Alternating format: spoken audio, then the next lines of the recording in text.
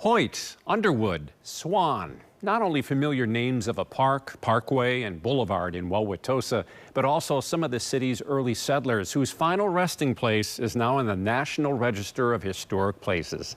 In our Sunday morning spotlight, Michael Schlesinger shares what this status means to a cemetery with a rich history. A collection and a reminder of the whole past history of the city of Wauwatosa. President of the Board of Trustees of the Wauwatosa Cemetery, Mary Colette Walsh, has no problem looking back with the promise of what lies ahead for some land important to her and an entire community. If you know anything about Wauwatosa and the schools and the streets, and you drive around the cemetery, you'll see all of them represented here. After a rather intricate process, the cemetery, along with its chapel on 14 acres near the intersection of North Avenue and 76th Street, just received word it's on the National Register of Historic Places. We really wanted to get that recognition. We think that the property, the chapel, and the cemetery really deserve it because they are part of the history of funerary services in the country. And of course, they're so much a part of our history in Wauwatosa. It's just good for the community retaining their history in place. Architectural historian and preservation consultant Tracy Schnell was the one who really made all this a reality. She nominated the site for this particular status. It's all rather involved. This has been a 5-ish year process. The Wisconsin Historical Society, through a governor-appointed review board, grants the state listing on the Wisconsin Register of Historic Places. After this approval, then the National Park Service in D.C. gives its nod. You know, I think a lot of people get the idea that nominations are 5 pages, you fill out a form, and you're good.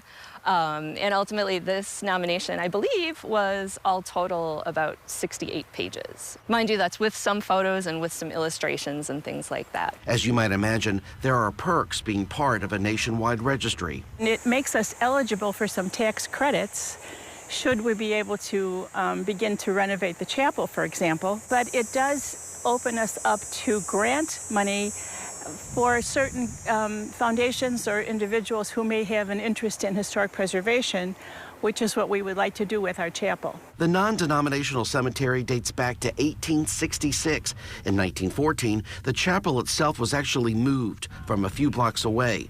Funerals continued here until the early 1950s. Now, it's basically dormant. I'm told a $2 million campaign will soon be underway to revitalize the chapel itself, seeing there's no plumbing nor heat and barely any electricity. Then there are upgrades needed on the premises itself. We do need to have a cash influx here so that we can continue to maintain it. The roads were originally built for horse and carriage. So we've been able to do some of the roads, but still have a few of them left to asphalt and improve. What's so interesting about this particular location is it's considered a heartland cemetery. It was never laid out in a grid. It was always somewhat haphazard, and it follows the rolling contours of the land. And the people who wish to be buried here can direct in whatever direction they would like their monuments to face. And now with this new recognition, Wauwatosa Cemetery faces a more certain future. People who have lived in Wauwatosa for a long time are very protective of their history and like to share it and preserve it.